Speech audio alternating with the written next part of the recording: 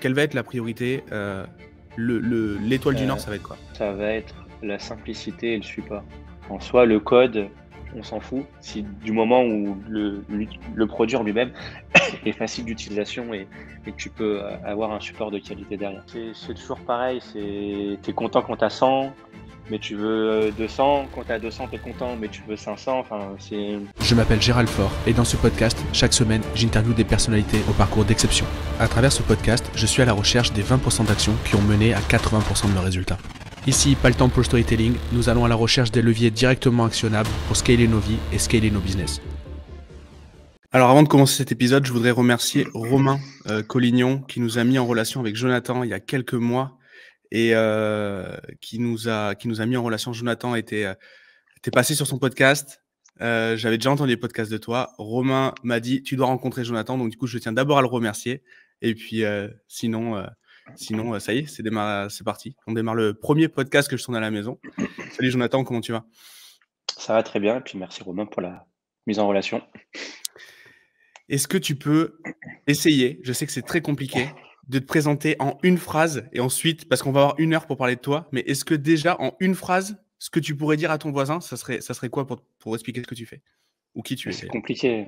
compliqué en une phrase de faire comprendre dans des personnes qui sont en dehors du milieu tech. Mais voilà, je suis cofondateur de W Media, qui est une entreprise qui produit trois services, WP Rocket, Imagify et Rocket CDN. Donc, on est spécialisé dans l'optimisation des sites internet sur WordPress. C'est pas mal, c'est pas mal. On n'est pas à une phrase, mais on est très bien. C'est très, très bien. C'est très, très bien. Du Une coup, on longue a phrase. listé plein de sujets qu'il fallait qu'on aborde. Toi, tu es spécialiste dans l'expérience utilisateur, dans la création d'un produit. Et ça vous a apporté. Donc c'est un long sujet qu'on va aborder aujourd'hui.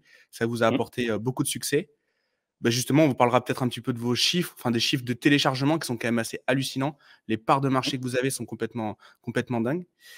Et ensuite, il y a un peu d'actu dans votre boîte, une grosse actu d'ailleurs, donc on pourra l'aborder sur le bout des doigts, évidemment. On sait que c'est des sujets qui sont sensibles, donc on ne pourra pas rentrer dans tous les détails et les gens nous comprendront. Mais voilà les gros points qu'on voulait aborder. Est-ce que j'en oublie un avant de commencer? Non, on est bien. On est bien? Bon, C'est bah, un bon super. programme. Est-ce que tu peux, du coup, nous expliquer ce que fait le logiciel phare WP Rocket le logiciel phare dans ta boîte? Qu'est-ce qu'il fait pour ses utilisateurs? À quoi il sert? Ouais, donc c'est une extension WordPress, donc qui déjà fonctionne que sur WordPress et pas d'autres CMS ou de frameworks comme Symfony, et cetera. Donc c'est vraiment niché sur WordPress. Et c'est un outil tout en un pour optimiser le temps de chargement de son site internet. Avant, on appelait ça un plugin de cache, mais c'est bien plus qu'un plugin de Mmh. cache depuis le début en fait. Je vais appeler ça vraiment un outil tout en un pour optimiser les performances de son site. Donc on va optimiser le cœur, c'est le cache, mais aujourd'hui, juste optimiser le cache de son site, ça suffit plus du tout. Il faut vraiment optimiser toute la partie visible, toute la partie front-end. Donc, on a pas mal d'optimisation sur les fichiers CSS, les fichiers JS, les images, etc. Donc, si je devrais le résumer en une phrase, c'est un outil tout en un pour optimiser les performances de son site internet sur WordPress. Mmh. C'est très clair. Moi, c'est un outil que j'utilise depuis très longtemps. Toute mon équipe, tous les gens qu'on forme à WordPress, on leur demande d'installer vos produits.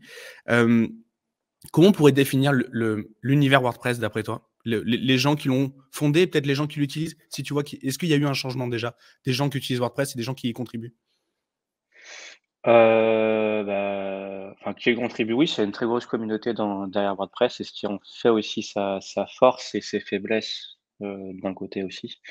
Au niveau de la contribution, je pourrais pas dire le nombre de personnes qu'il y a, mais c'est assez énorme. Il y a pas mal d'entreprises dans l'écosystème qui justement même embauchent des collaborateurs pour travailler à plein temps, sur le corps de WordPress. Donc ils sont pas rémunérés, enfin la communauté WordPress ne rémunère pas ces personnes-là, donc c'est vraiment des entreprises qui payent à temps plein, «gracieusement» entre guillemets, des personnes pour travailler sur le corps.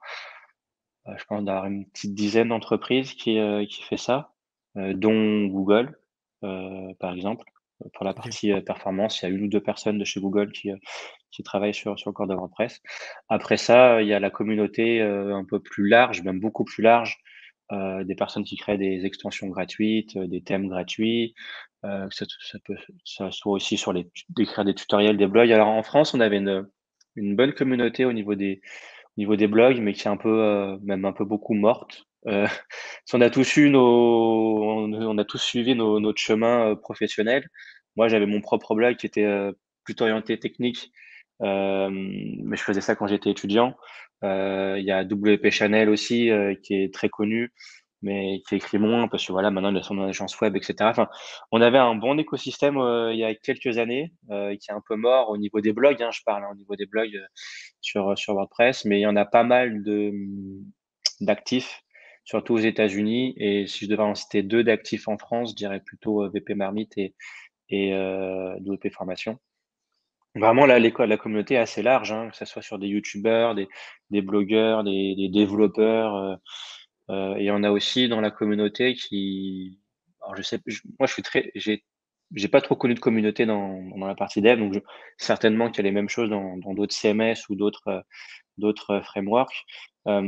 Sur WordPress, on a ce qu'on appelle les WordCamp, donc c'est des événements présentiels avec des conférences qui sont vraiment ciblées sur WordPress.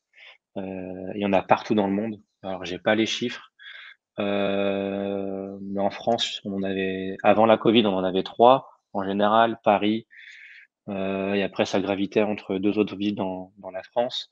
Et on a aussi deux autres gros événements dans l'année qui sont le WordCamp Europe, entre 2 et 3 000 personnes, et le WordCamp US, pareil, entre 2 000 et 3 000 personnes. Et ça, c'était une fois par an, bien sûr, post-Covid. Mais là, les événements présentiels reprennent. On a le Mmh. WordCamp Europe qui est au début du mois de juin. OK, OK, très bien. Et toi, tu le disais, donc tu éditais du contenu à l'époque sur la partie plus technique, parce qu'il y a plein de parties, dans WordPress. Ouais. Tu as une formation de développeur. Quel est ton parcours? Si on remonte très loin, j'ai une formation et je pense que je vais perdre 99,9% des auditeurs. Et j'ai un BTS ennoblissement. En quoi, Donc pardon? un BTS ennoblissement. Mais tu sais quoi, même moi, quand j'ai accepté ce BTS, je sais même pas ce que c'était. Je l'ai accepté parce que c'était le seul où j'avais été accepté. En gros, c'est BTS teinturier. J'étais teinturier à la base, OK, teinture waouh. du textile. Et après, j'ai fait une licence, pareil dans la colorimétrie. Et j'ai complètement changé de fusil. Le pourquoi, c'est que c'était un secteur qui était vraiment en perdition. Et à l'époque, je commençais un petit peu à bidouiller pour faire un site qui s'appelle Culture Games, spécialisé dans les jeux vidéo. Et j'ai découvert le web comme ça. Et voilà, en fait, j'ai fait une année comment ça s'appelle, d'alternance. Dans la boîte où j'étais, quand j'ai commencé en septembre, on était peut-être une trentaine. Et quand je suis reparti au mois de juin l'année d'après, on n'était plus qu'une dizaine. Ah Le oui, chiffre a été donc réduit ouais. par deux. Voilà, plein de trucs sans rentrer dans le détail, mais vraiment beaucoup de restrictions que les Chinois n'avaient pas. Et donc, impossible de se battre au niveau du prix par rapport à ça. Donc, j'ai switché complètement. Et après, voilà, j'ai fait un petit cursus classique, un truc équivalent à un BTS, je crois que c'est un DUT que j'avais fait en ligne. Après, j'ai fait une année en licence à Gap. Et après, j'ai fait un master pour devenir chef de projet. C'était un peu, entre guillemets, la suite logique qu'on me donnait à l'époque, il y a 10 ans. T'es dev, et puis la suite logique, c'est chef de projet, mais en fait, c'est pas du tout ça. Euh, j'ai fait la première année, j'ai tellement détesté cette année-là que voilà, j'ai arrêté. On donnait des cours aux profs au niveau du dev, c'est pour dire Ouais, quoi. alors ça, ouais, j'ai connu ce truc-là aussi, voilà, j'ai connu ce truc-là en école. OK, à quel moment tu te dis: «OK, je veux monter mon truc»? Au départ, tu voulais juste contribuer ou tu voulais vraiment monter une boîte? Parce qu'on sait qu'il y a beaucoup d'initiatives qui sont Mhm. para-entrepreneuriales dans WordPress, des projets qui sont libres, avec beaucoup de gens et cetera, mais qui n'ont pas pour but d'être marchands. Vous avez, enfin commerciaux du moins? Non, pas forcément au début, parce que justement, enfin, quand j'ai pas terminé mon année, donc ma première année de bac plus 5, je sais même plus comment on appelle ça, master, Mmh. parce que j'avais eu une proposition en CDI dans l'entreprise où je faisais mon stage. Donc bon, c'était une boîte de 5, donc j'étais chef des trucs, mais chef de moi-même, quoi. Et moi, parce que j'aimais bien ce que je faisais, donc il y avait pas d'ambition de monter une boîte, et cetera. Donc j'ai commencé, en tant que collaborateur dans cette entreprise-là, où j'ai connu justement, Jean-Baptiste, mon associé qui était, SEO, et responsable du SEO à l'époque, là-bas. Moi, je m'occupais, voilà, du développement. Non, c'est vraiment par hasard, on s'est lancé vraiment par hasard donc j'ai changé de boîte, 6 mois après et dans cette boîte, je m'y plaisais pas trop aussi, pour des problèmes de salaire où, voilà, j'avais pas d'ancienneté, mais plus d'expérience sur WordPress que les autres et donc j'estimais gagner la même chose, voire plus. À un moment donné, en fait, la genèse de Rocket, c'est un collègue, Benoît, qui m'envoie un email. Bah voilà, j'ai créé un petit script en quelques lignes de code qui fait un système de cache. Voilà, moi je vais pas plus loin, donc tu le réutilises, tu l'améliores, enfin t'en fais ce que tu veux.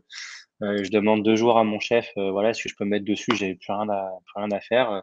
Il dit: «Ah, pas de souci», donc j'ai amélioré le truc, etc. Et je l'ai publié j'en ai fait un tuto en fait vidéo sur geekpress.fr, donc qui était mon blog de l'époque. Et je vendais les fichiers pour 4,50 €, un truc comme ça. Je voulais vraiment tester, voilà, s'il y avait un engouement derrière ce truc-là. C'est en fait, le tuto durait 2 heures, donc tu pouvais l'y avoir gratis si tu suivais les 2 heures ou sinon si tu voulais pas te faire chier, tu t'achetais les fichiers et en 2 semaines, il y a eu 200 commentaires, plus de 200 commentaires et je crois que j'avais vendu en 100 ou 150, fichiers, et donc je me suis dit: «Bah, ah, il y a un truc à faire derrière». Et pendant la même période aussi, j'avais démissionné parce que je devais monter une boîte justement avec cette personne Benoît. On devait ouvrir une boutique de thèmes et finalement ça s'est pas fait, donc je me suis retrouvé au SHOMDU. Bon, j'étais freelance à côté, donc j'étais pas non plus sans ressources, mais voilà, je me suis retrouvé, sans rien du tout et bah, voilà, ça a été une opportunité de temps et cetera. Donc on a vu, qu'il y avait un engouement. Venant Baptiste, ça faisait pas mal de temps qu'on voulait, faire un outil, derrière la performance. Parce que quand on était, tous les 2 chez Pixéo, à chaque fois, on optimisait le temps de chargement des sites internet de nos clients, même si c'était pas une prestation, facturée, Mmh. une prestation demandée, c'est que nous, on était passionnés par ça, donc on le faisait automatiquement. Voilà, je pas de plus de job, pas de projet spécifique, donc voilà, on a saisi l'opportunité, je me suis mis dessus pendant, 1 mois et demi, 2 mois, je crois, à développer à le développer avec un troisième associé qui n'est plus là. Donc ça a été une opportunité, en fait, qui a été saisie parce que, Au départ, c'est vraiment un side, en voilà. fait. C'est vraiment un side Ah ouais, project, ouais, c'est vraiment ça, c'est quoi. c'est vraiment un side project, et puis nos premières ambitions, c'était, bah, voilà, on se fait un 2 000 € de salaire, voilà, side project, puis, basta cosy, quoi. Voilà. Vraiment une opportunité Mmh. sans de grosses ambitions derrière. Et quand vous arrivez, quand du coup ça commence à prendre de l'ampleur, quand il commence à avoir de la presse, quand il commence à avoir, des revues, enfin de la presse, du blog et cetera, hem, la communauté WordPress qui est, vachement orientée sur le libre, comment elle reçoit ça? Parce que vous, il y a une notion de licence, je crois que vous facturez le support, je crois? Hem, Ouais, c'est ça. Donc comment c'est ouais, perçu dans la commu? il y a un point qui est très important dans la communauté WordPress, c'est la licence GPL. C'est WordPress est sous GPL, donc n'importe qui pourrait, entre guillemets, «forquer» WordPress et en faire ce qu'il veut. Et aussi, la licence GPL permet de réutiliser WordPress et faire des prestations qu'il y a derrière. Toutes les agences, et cetera, vivent de WordPress, grâce à la licence, GPL. Si je dis pas de conneries, parce que je suis pas spécialiste des licences, mais je crois que c'est ce qui permet de Mmh. réutiliser WordPress et de vendre la prestation qu'il y a derrière. Hem, donc en soi, quand une personne, achète une licence de Developer Requête, elle n'achète pas le code, elle achète, le droit d'avoir accès aux nouvelles mises à jour et à notre support. C'est pour ça que, d'ailleurs, je crois qu'on doit être l'un des seuls où on doit être dans une poignée de main à le faire. Le code de Developer Requête est sur GitHub. N'importe qui peut aller sur GitHub, le télécharger et parce que c'est GPL, le code, en fait, même si disons que le requête n'est pas sur, le GitHub, n'importe qui aurait le droit de nous contacter sur notre support et nous demander le code, un fichier zip. Tu vas sur n'importe quel, plugin, payant, tu dois pouvoir le contacter et lui demander les fichiers, sans payer. Donc nous, on a pris le parti pris de le mettre sur GitHub. L'avantage, c'est que, on peut communiquer avec la communauté. Des fois, on a même des, des utilisateurs qui font des pull requests, des améliorations. Nous, puisque dans tous les cas, les fichiers doivent être donnés, autant mettre le code source disponible facilement et profiter des interactions qu'on peut avoir avec la communauté. Donc, par rapport à ça, voilà, c'est la contrainte qu'il y a au niveau de la licence, du GPL. Donc, vraiment, ce qu'une personne achète, c'est pas le produit en lui-même, c'est l'accès aux nouvelles mises à jour et au support.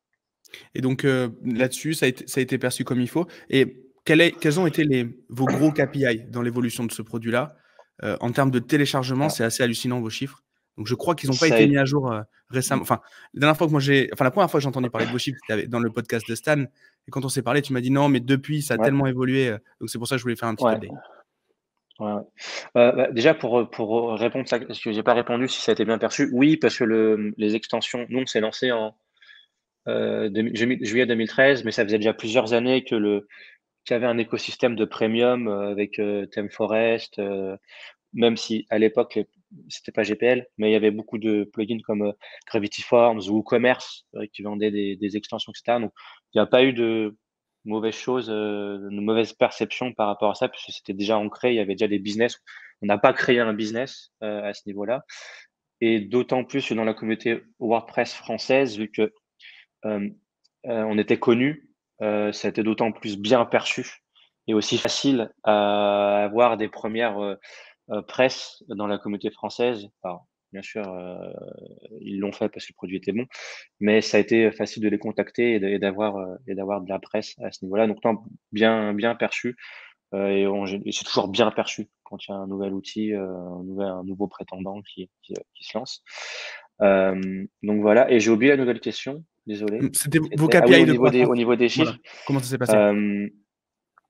Bon, ça a très bien fonctionné dès le départ. Le premier mois, on devait être à 7 000 €. Après, ça a assez stagné jusqu'en mai 2014 où on était à 4 004. Je me souviens, parce que justement, on s'était posé la question, on continue pas.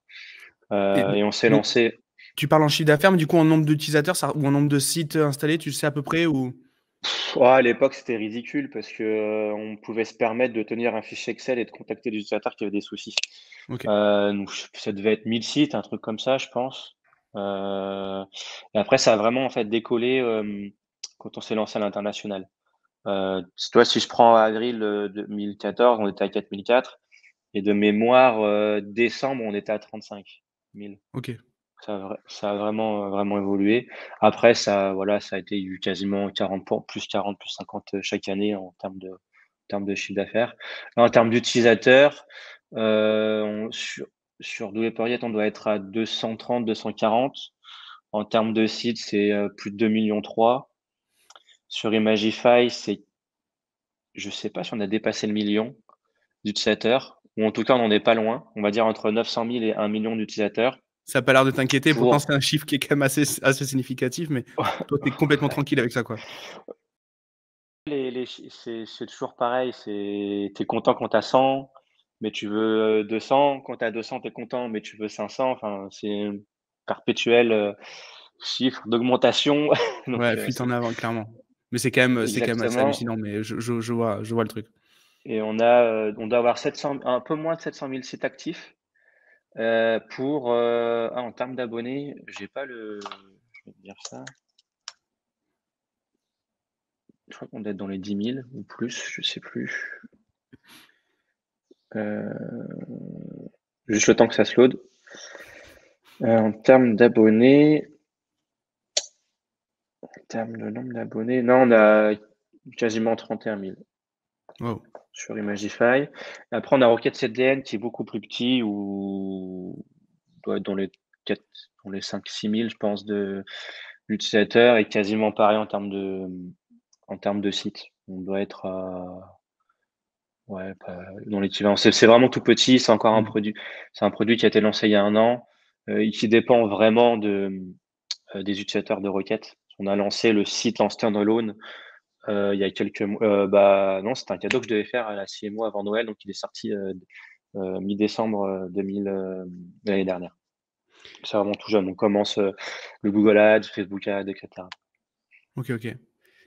Et au niveau de l'équipe, enfin déjà vous, au niveau de vous-même, à quel moment vous avez décidé de quitter les jobs pour partir là-dessus? Arrêter les freelances? Les jobs, je parle au sens global, c'est-à-dire de garder vraiment l'activité, unique de WP Rocket et de tout l'univers qu'il y a autour. Bah, vraiment assez rapidement parce que alors moi, en tant que freelance, j'avais la chance de travailler sur des gros sites, tu vois, j'ai fait site Dixina, vraiment des gros sites. Donc ça me remplissait mon quota d'auto-entrepreneur assez rapidement, qui à l'époque était de 23 000 balles. Enfin, Mmh. sur des gros sites comme ça part très vite. Donc même en 2013, j'y avais déjà passé quelques mois et en 2014, j'avais fait mon quota en 1 mois et demi. Donc j'ai bossé de janvier à mi-février, en tant que freelance et tout le reste de l'année, vu que j'avais fait mon quota et que je pouvais me permettre, j'avais un peu de pécule de côté, je me suis mis à temps plein sur, sur WP Rocket et en 2014, on a tout de suite vu on a fait notre premier recrutement en décembre 2014. Donc, Mmh. on a tout lâché, dès fin 2014, en fait. Et il y a eu des moments, parce que là, on explique la croissance, le nombre de téléchargements qui est ouf et cetera. Même si tu es complètement enfin, tu es ultra tranquille avec ça, ça a pas l'air de trop, de trop te monter à la tête du tout. Mais est-ce qu'il y a eu des moments, par contre, des moments vraiment pas drôles? C'est-à-dire une techno pas compatible, un concurrent vraiment hyper agressif? Est-ce qu'il y a des moments où tu as douté, des moments qui ont été plus difficiles que d'autres dans cette aventure? Au niveau du produit, je dirais que non, parce que on s'occupe, de nous-mêmes avant tout, avant de, s'occuper des compétiteurs. On regarde pour s'inspirer, s'il y a des nouvelles choses qui sortent et cetera. Après, le marché est assez gros, donc toi, il y a même dans l'écosystème le mini écosystème des plugins de formulaire, tu en as 5-6. Les parts de marché, c'est assez gigantesque, donc il y en aura toujours pour «tout le monde» entre guillemets. Après des moments plus difficiles, c'est plus, au niveau de la vie d'entreprise, où à un moment donné, voilà, on s'est ça s'est on à départ, on était 3 associés, donc on s'est séparés d'un associé en 2016, je crois, je me souviens plus, sa date, comme en 2016 ou 2017. C'est plus des soucis comme ça, on va dire, humains, de vie d'entreprise que de produits en soi-même, même si on a eu des échecs, mais ça a pas été dur en soi, on va dire si je prends les problèmes liés et produits liés à l'association qu'on avait eue, en soi, on a eu un très gros échec produit qui a été, de sortir un plugin de sécurité. On a eu 250 000 € de pertes si on cumule entre les salaires, et cetera. Donc ça, c'était le plus gros échec, on va dire en termes de produits, mais qui a été lié à des mauvais choix d'association au départ.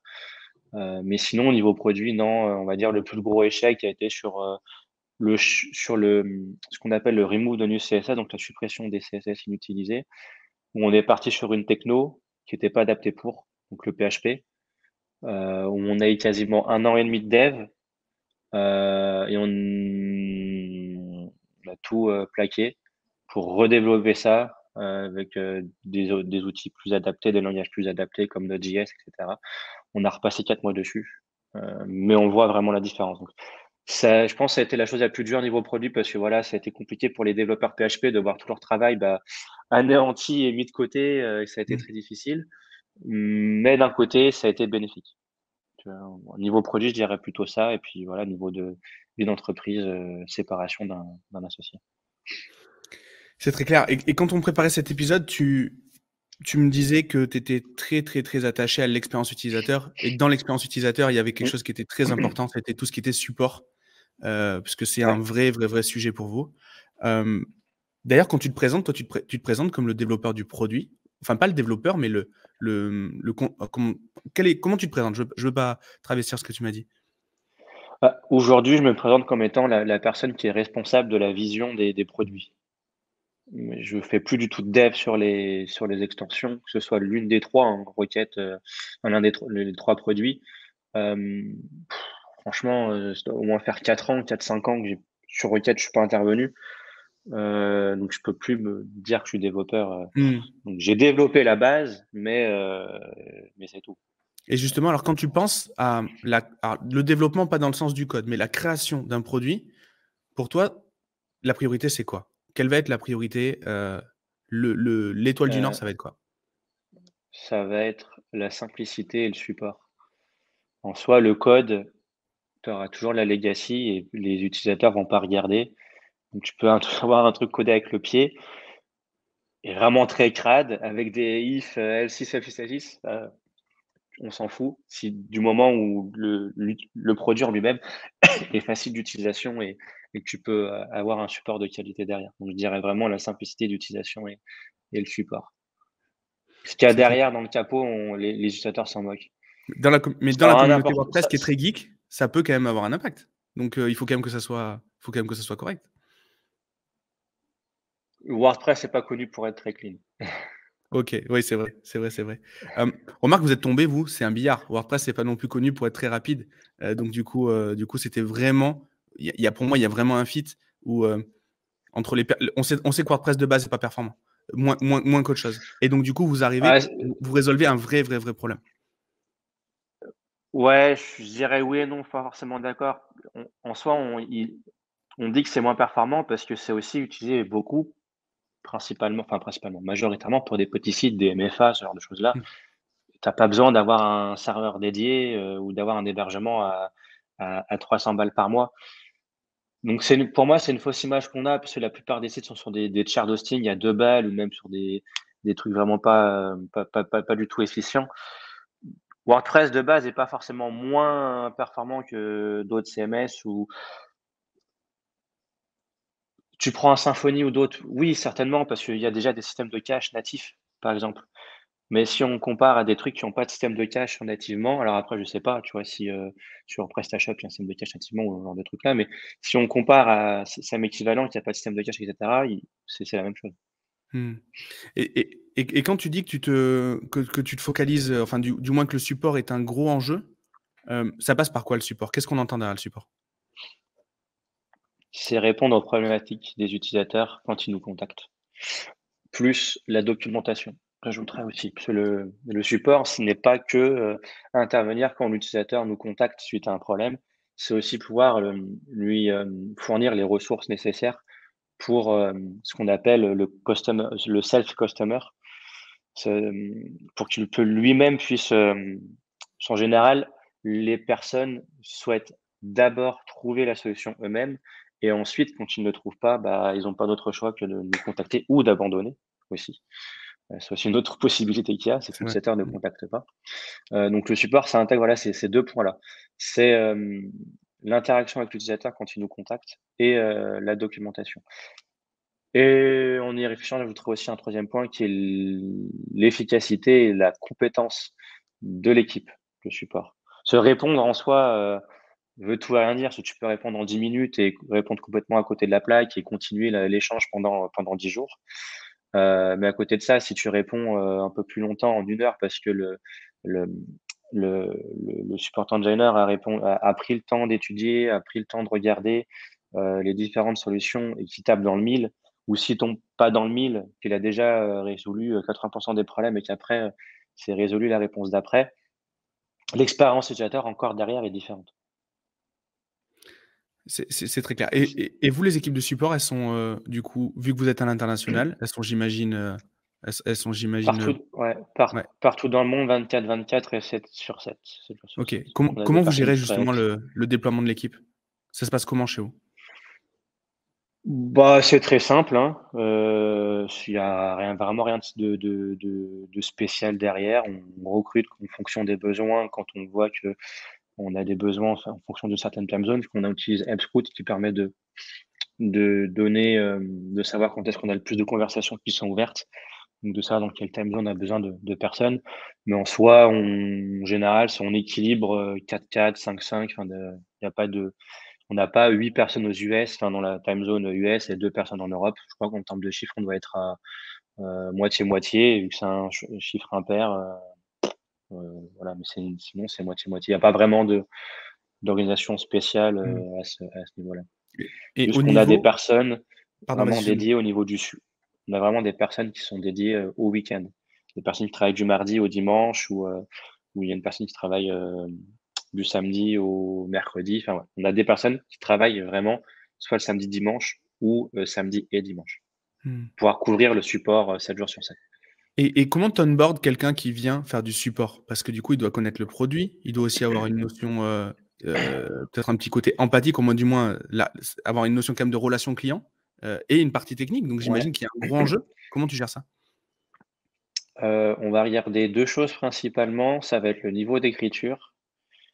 Si on peut pas se permettre de corriger les fautes à chaque fois, à ce niveau-là, comment la personne écrit, l'empathie et cetera. Même si c'est pas un critère, de choix définitif parce que c'est quelque chose qui peut être travaillé avec le temps, l'empathie.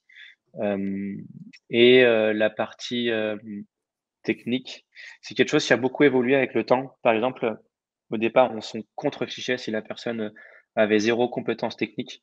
On était vraiment plus ciblé sur la partie écrit et empathie. Par exemple, on a recruté, quelqu'un qui s'appelle Alice, qui était infirmière et qui connaissait strictement rien à WordPress, à part l'utilisation de WordPress côté back-end, écrire des articles de blog. Mais elle s'était jamais connectée à un FTP, elle savait même pas ce que c'était un FTP, ce que c'était le code source, et cetera. Et on l'a quand même, recrutée et elle est restée, quasiment 4 ans et elle est partie pour devenir, elle a même switché enfin, elle est passée après, content writer et maintenant elle est content writer à son compte spécialisé, WordPress. Mais c'est des choses qui aujourd'hui on ne peut plus se permettre parce que c'est des personnes qu'on a accompagnées pendant longtemps, puisqu'il y avait une courbe de progression qui était plus importante qu'une personne technique.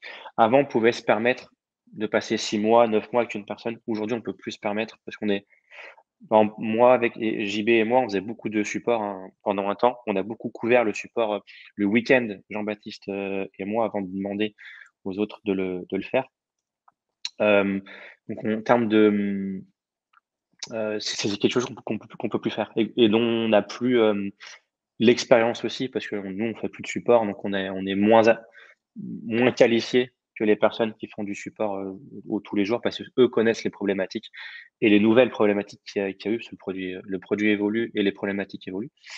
Hem, donc maintenant, on a une personne qui est dédiée à l'onboarding avec un process bien spécifique et l'onboarding dure, au moins 3 semaines et en fonction des profils, on estime qu'une personne est vraiment indépendante et efficiente entre 3 et 6 mois. On a Waouh! vraiment un produit aux requêtes qui est très complexe et justement, on tend maintenant à prendre des personnes qui ont vraiment des compétences techniques sur WordPress, qui connaissent que c'est un hook, WordPress, connaître le produit, c'est pas c'est un nice to have, mais c'est pas un must have. Mais il faut vraiment que la personne maintenant connaisse, WordPress, et à un niveau technique, WordPress plus élevé qu'auparavant. Très bien. Et toi, tes journées aujourd'hui ressemblent à quoi? Et celles de JBR ressemblent à quoi? C'est quoi vos grandes tâches? Hem, alors, on va certainement, spoiler ce qui va suivre après, où on va parler de votre actualité sur l'année, mais sinon, de manière générale, ouais, ça ressemble à quoi? Bah, JB est CIO, donc il a l'activité d'un chef d'entreprise. Je saurais pas dire son day to day parce qu'on est vraiment séparés et moi, je lui fais totalement confiance sur sa partie et il me fait totalement confiance sur ma partie. Je pourrais pas du tout te dire comment il gère ses journées et ce qu'il fait. Me concernant, alors j'ai pas de day to day vraiment prédéfini. Je suis vraiment sur la partie, vision du produit. Donc j'ai plusieurs phases. J'ai des phases de R&D où je vais regarder, les dernières tendances au niveau des performances, faire des tests, si c'est concluant, voir comment on peut l'intégrer et toujours dans une problématique de simplicité. Donc comment nous, on peut l'implémenter, de façon simple, qu'est-ce qui peut être automatisé au maximum et cetera. Voir ce que font les concurrents et prendre ce qu'il y a de bon et partir d'une, 1re marche. Pour nous, c'est moi, je pars du principe que ça sert à rien de réinventer la roue. La roue, elle existe. Si les concurrents l'ont fait, bah, voilà. Par contre, nous, c'est notre 1re marche et on va monter de 10 marches, à partir de là. Moi, j'ai ces phases-là qui sont de R&D et quand je suis à ces phases-là, c'est parce que j'ai déjà, hem, planifié ce qu'il y a sur les produits pour les 2, 3, 4 prochains mois. Ouais, j'ai des phases comme ça. Une phase qui est de R&D et une phase de planification. Ouais. et après j'alterne en fonction des produits à ce niveau-là et j'ai aussi après la casquette de temporaire de Head of Support où, là c'est plus du suivi sur, hebdomadaire où, je fais une réunion, toutes les 2 semaines avec les support leaders et je regarde de temps à autre, où on en est au niveau du support. Je valide les congés, je regarde si on a besoin, d'être focus sur le support parce que la NSNQ est trop haute ou pas. Ça, je m'en occupe, au day to day, mais c'est vraiment une petite partie de mon temps, peut-être une demi-heure par jour et après pareil en fonction de ce que j'ai au niveau du produit. Si au niveau du produit, je suis léger, je vais passer une période un peu plus, longue et conséquente sur des sujets bien spécifiques au niveau du support. Qu'est-ce qu'on peut améliorer sur la doc, et voir ça avec le doc manager? Qu'est-ce qu'on peut améliorer sur le site pour nous contacter plus facilement ou trouver les réponses, que les clients enfin, que les utilisateurs trouvent leurs réponses plus facilement et rapidement? C'est vraiment par période, en fonction des besoins Et et en au niveau de la mise en place de nouveaux produits, est-ce que le support est une grosse source d'inspiration pour toi? Ou c'est décorrélé? heu, pas forcément au niveau des nouvelles fonctionnalités, mais plus au niveau des fixes à résoudre, en priorité parce que c'est eux qui deal et qui ont les retours au jour le jour. On a 600, GitHub issues d'ouvertes.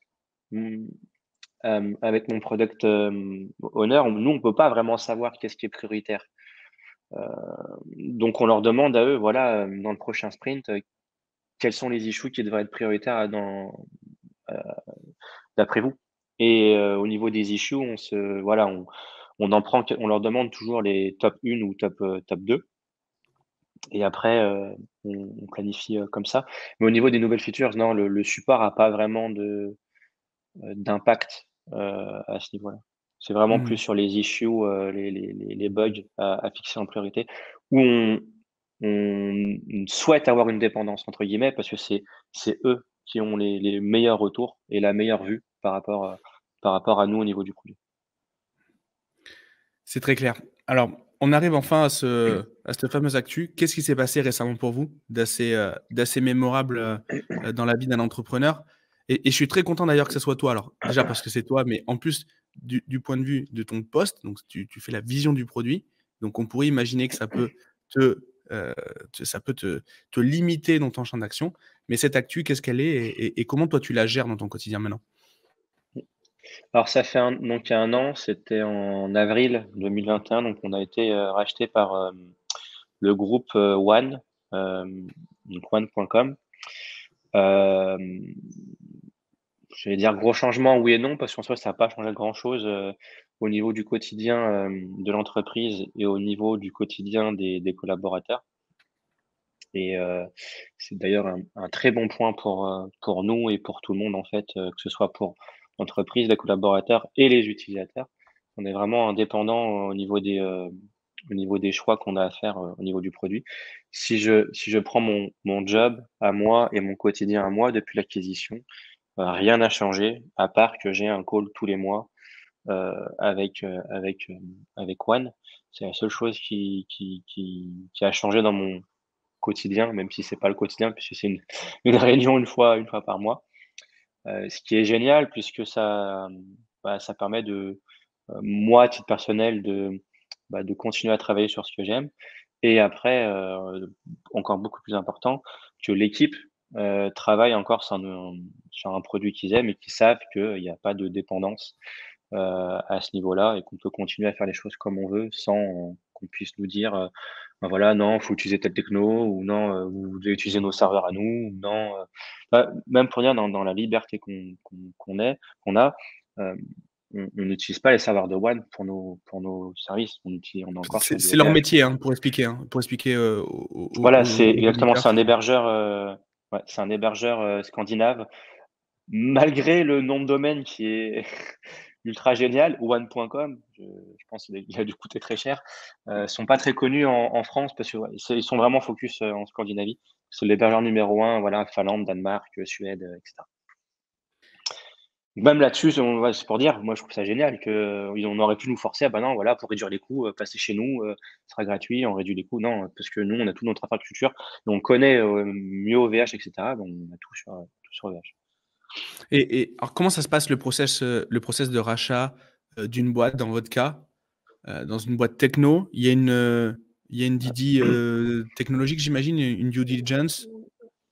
Ouais, alors ça doit être, je pense, le même process que tout rachat. Donc on a d'abord la mise en relation avec les banquiers d'affaires, ensuite une LOI. Une fois qu'on est d'accord sur la donc la LOI, pour ceux qui ne connaissent pas, c'est Letter of Intention. Donc il y a une proposition de rachat, avec certaines conditions, qui sont du coup validées. Ensuite, bah, forcément l'acheteur veut vérifier ce qu'il y a derrière le capot. Donc il y a une phase qu'on appelle la due diligence. Donc c'est une phase, qui doit varier, je dirais, en fonction de la taille de l'entreprise, je dirais entre 1 mois et plusieurs mois. Donc ça a duré, je crois, quasiment 5 mois. Donc dans ces due diligence, en fait, l'acquéreur, hem, vérifie tout. Si parce que pendant la phase, pré-LOI, nous l'entreprise, fournit des chiffres, avec des prévisionnels et pendant la due diligence, bah, l'acquéreur vérifie si, bah, déjà les chiffres, existants sont vrais et sont pas pipeaux et si le prévisionnel, est vraiment réaliste par rapport à ce qui est vérifié. Là, il vérifie tout, hein, il vérifie jusqu'à, la moindre petite facture, Mmh. pour dire, nous, on avait eu un contrôle URSSAF en 2018. On avait eu quoi? On s'était, tapé, un redressement de 120 balles, je crois. Ils nous avaient demandé, «Est-ce que vous avez payé ces 120 €?» C'est ouais, ça va vraiment changer, c'était vraiment Ouais, c'est la pointu. petite bête, quoi. Mmh. Mais c'est normal puisqu'on est voilà, on parle de sommes importantes en termes d'acquisition, donc faut pas se tromper. Donc voilà, c'est la due diligence, donc ils vérifient tout, les factures, comment, l'organigramme qu'il y a derrière. Enfin vraiment ils vérifient la santé de l'entreprise et ce qu'on a donné en termes de chiffres n'est pas fake. Une fois que la due diligence est terminée, on a, le SPA. Je sais plus du tout ce que ça veut dire, le SPA, mais pour moi, je fais toujours le parallèle avec, un compromis de vente quand on est dans l'immobilier. Quand on achète un bien dans l'immobilier, on n'achète pas tout de suite, on a d'abord un compromis de vente et après on a une période de 2 mois ou 3 mois, en fonction de si on paye tout de suite, enfin, avec, conditions suspensives de vente, ou pas. Bah, le SPA, c'est à peu près la même chose, c'est on met toutes les conditions, C'est le Share Purchase heu, Agreement. voilà, merci. C'est un On contrat de met vente, on je met pense, clairement. Ouais. Voilà, c'est un contrat de vente. C'est un contrat de vente, mais qui n'est pas qui est le contrat, définitif. Hem, donc voilà, on met tous les termes. Ça peut aller, donc on confirme le prix de vente, on confirme les conditions, certaines conditions. Ça va aussi à nos contrats de travail, parce qu'on change de contrat de travail et cetera, les conditions qui vont avec le contrat de travail, si on garde certaines choses ou pas et cetera. Donc voilà, c'est vraiment, comme un contrat de compromis de vente d'immobilier. On met tout avant signature définitive et après, bah, on a la signature définitive. Au moment où Alors les ça les se 3 étapes signe sont ouais et ouais. au moment où ça se signe, tu as une angoisse particulière? Tu es content de parce que 5 mois, c'est long quand même. Tu es dans quel état d'esprit? Ouais, alors le process global, a duré, bien plus. On a commencé c'est de septembre à avril.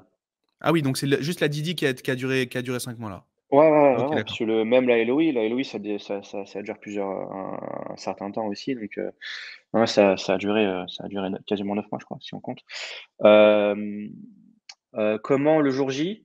Non, pas forcément, il y a pas de stress, au contraire, plutôt enfin, non, pas aucun stress par rapport à Mmh. ça. Le stress, c'était plutôt avant, voilà, les banquiers d'affaires nous avaient dit, «Vous allez passer par les montagnes russes, ça va être haut, bas» et ouais, ça a été les montagnes russes. Mais non, le jour J, non, non, ça a été justement un bon moment, un très beau moment que je me souviendrai voilà, toujours parce que j'étais avec ma femme, Jean-Baptiste et ma maman, et ça a été un moment vraiment très, très particulier.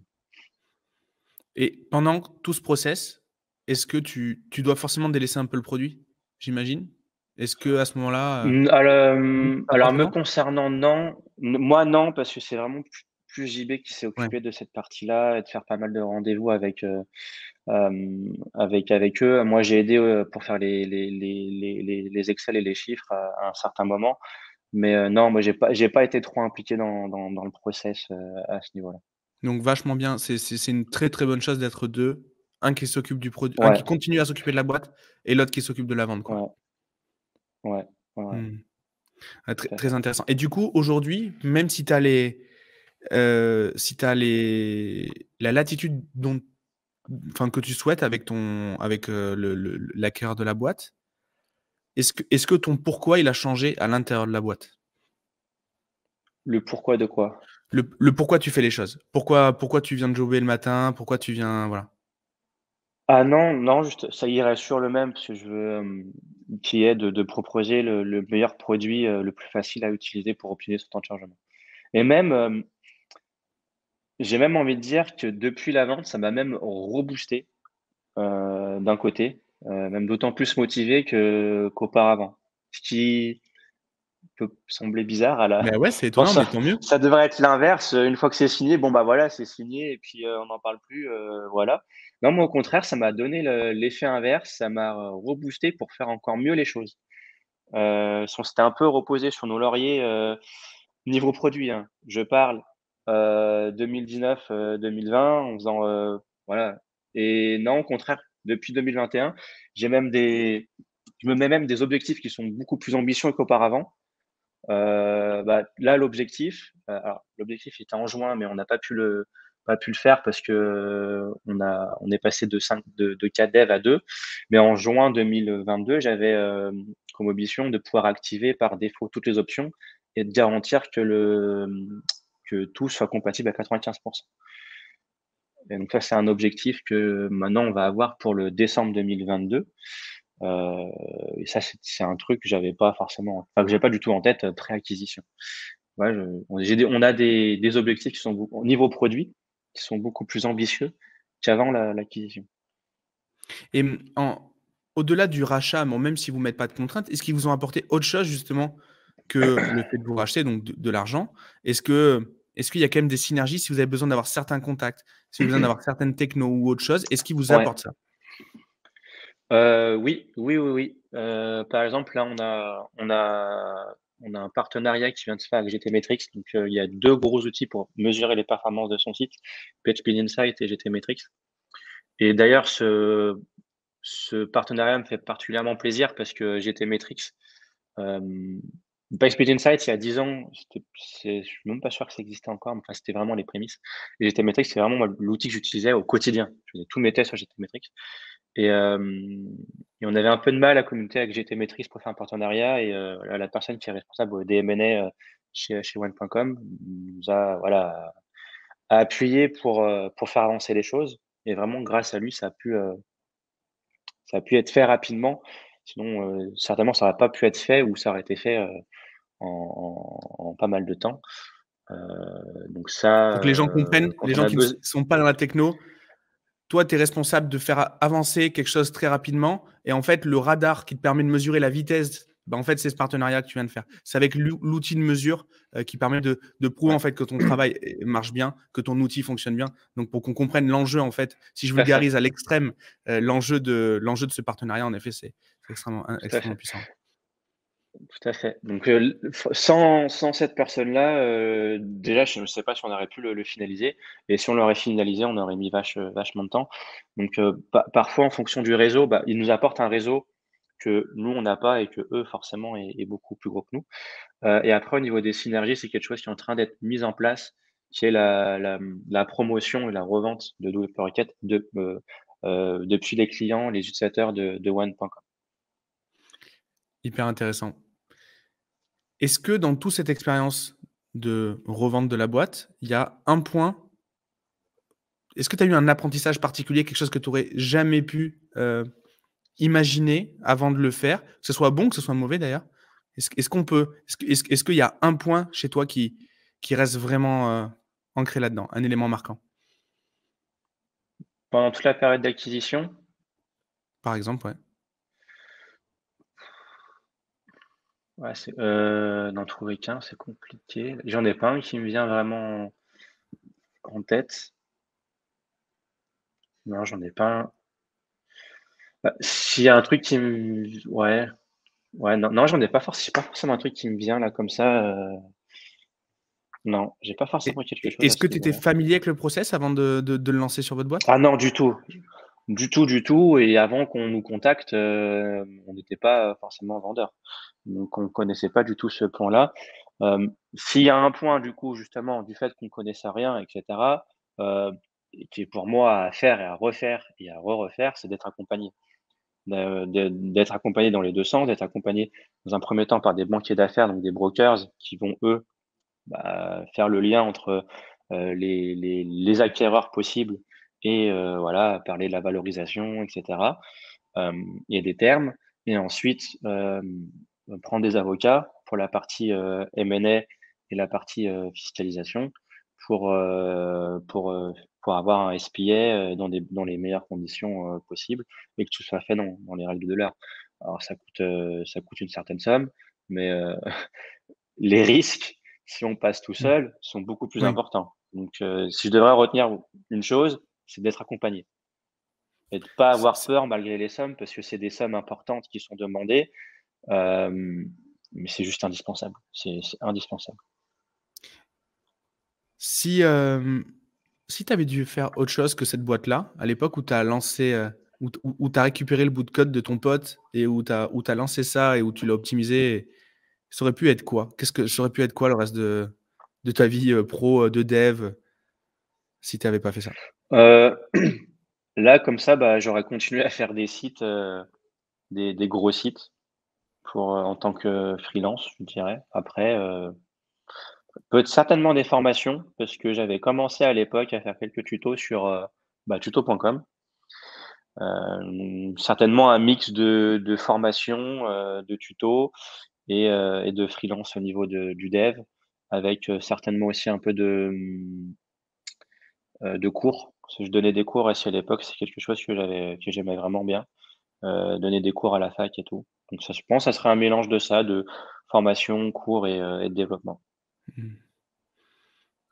Et dans tout ça, ben, pro ou pas pro d'ailleurs, ta plus grosse fierté sur cette période-là qu'on a abordée aujourd'hui, qu'est-ce que ça pourrait être? L'élément vraiment, le plus marquant, dont tu es le plus fier? Sur WP Media? Ouais? C'est l'équipe, d'avoir pu construire une équipe qui est derrière tout ça. Pas forcément le produit ou l'impact que peut avoir le produit, c'est le fait d'avoir une équipe et d'avoir des personnes qui se plaisent dans cette équipe-là.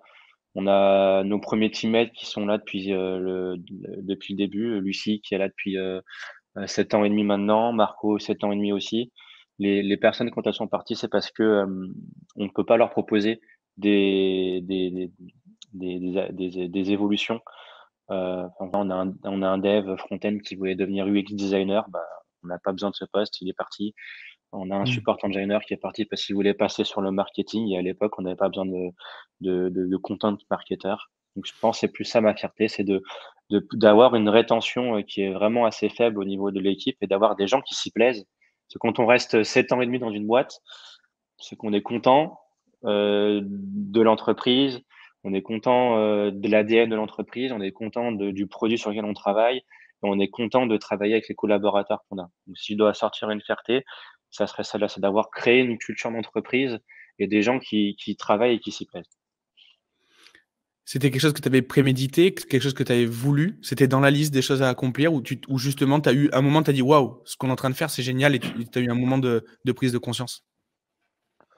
Pas forcément, alors après nous, on a essayé de reprendre les mauvais points qu'on avait eus en agence et de pas les reproduire, mais c'est pas ça veut pas dire que, notre entreprise est parfaite et qu'on n'a pas nos erreurs aussi.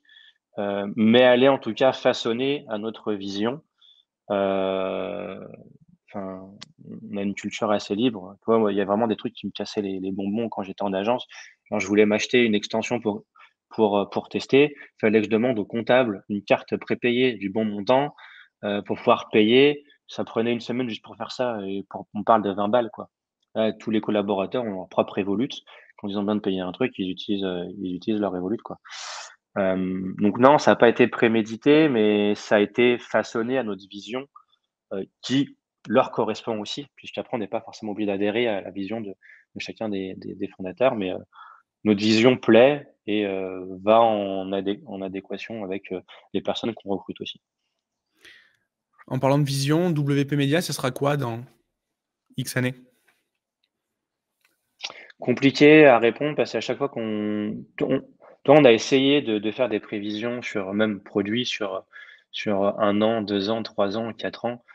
Le monde du web enfin de la web performance évolue tellement vite que, le tu vois, j'ai une roadmap sur 1 an, mais je sais très bien qu'elle ne sera pas respectée. Pour moi, ce qui m'importe, c'est de respecter ma roadmap sur le quarter. Si je respecte le quarter, ça sera déjà bien.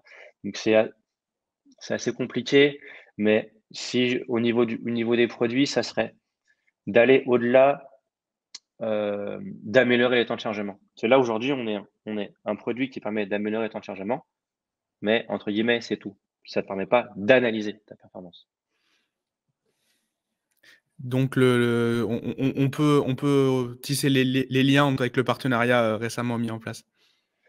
Non, pas forcément, il n'y a pas forcément de alors peut-être qu'on réutilisera l'API de GTmetrix, je sais pas, mais, c'est c'est, hem, c'est toujours une étape, en fait. Une personne va améliorer son temps de chargement, c'est la première étape et la 2e étape, c'est de vérifier si ça s'est amélioré. Donc, ouais, c'est un point sur si tu me parles de plusieurs, qu'est-ce que peut devenir VP Media ou en tout cas les produits de VP Media dans plusieurs années, c'est, améliorer, mais pas que. Tu as envie de refaire du contenu comme tu avais fait au départ? À ton départ? Du contenu, Du contenu sur de la produire, comment dire? Documenter, former, c'est très lié aussi avec le média que tu avais lancé au départ? pas forcément, tu vois, par exemple, je faisais aussi enfin, j'ai fait un temps pendant plusieurs années le marketing, mais c'est tellement mieux fait par des personnes qui sont spécialisées, heu, que d'une, on regrette pas ses choix et de 2, c'est la meilleure des choses de déléguer des choses des points qui sont mieux faits, enfin, qui sont faits par des spécialistes et des personnes à qui c'est leur métier. Donc non, non, non, non, pas forcément. Je Moi, crois si que j'ai fait vraiment le ce qui tour. m'éclate, c'est de partir d'une feuille blanche ou, d'une idée «blanche» entre guillemets et de l'implémenter la plus facilement possible, à ce niveau-là. Ouais, ça c'est un point alors sans me comparer à lui et et me mettre à son niveau bien sûr, hein, mais, après avoir lu parce que je connais pas forcément le personnage et Steve Jobs, mais, après avoir lu sa biographie, en fait, c'est une personne qui était vraiment focalisée et tarée sur la simplicité et c'est un point que j'avais déjà et après avoir lu sa biographie, c'est un point sur lequel où je suis encore plus, taré de mon côté. Je veux vraiment qu'on essaye de simplifier au maximum ou d'automatiser au maximum parce qu'à la fin, c'est l'expérience utilisateur qui qui est impactée et avec tout ça, tout le bouche à oreille qu'il peut avoir derrière et tout l'engouement qu'il peut avoir derrière le produit. Donc, moi, mon dada, c'est de faire des produits qui soient simples à être utilisés et puis d'essayer aussi de se remettre en cause, de revoir ce qu'on peut faire, de revoir ce qu'on peut améliorer et pourquoi pas revoir la vision du produit et de le refaire à sa totalité. Je crois avoir fait le tour de mes questions. Est-ce qu'il y en a une que j'aurais dû te poser et que j'ai pas posée? Ouh là là, là, je vois pas. Elle est piège celle-là, hein, parce qu'il y a plein de façons de le voir. Soit c'est Ouais, la question que tu aurais voulu qu'on te pose toi, ou exactement. soit la question que tu aurais voulu, pour contribuer, pour les gens qui nous écoutent. Ouais, comme ça, je vois pas. Bon, bah, très bien. Bon, j'ai dû faire le job alors ça va. Super. Exactement. Est-ce qu'il y a des endroits où on peut te suivre, où on peut regarder ton travail, peut-être, je sais pas, des liens que tu veux mettre en avant, qu'on mettra dans la description?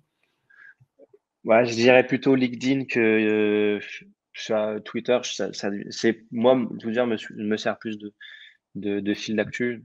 Donc, plutôt LinkedIn où, je vais réessayer de publier, un peu plus régulièrement, mais ouais, je dirais plutôt LinkedIn. Bon, super. Merci beaucoup en tout cas. J'apprécie beaucoup ton travail. Je suis vraiment content de t'avoir connu par la suite. Merci. C'est rare. D'habitude, je connais les gens et ensuite je vais creuser leur boulot. Et ben là, c'était le Ouais, contraire. Et ça je suis merci. vraiment très content de cet échange. Merci beaucoup. Merci bien. Merci à toi. À bientôt. Ciao, ciao. À bientôt.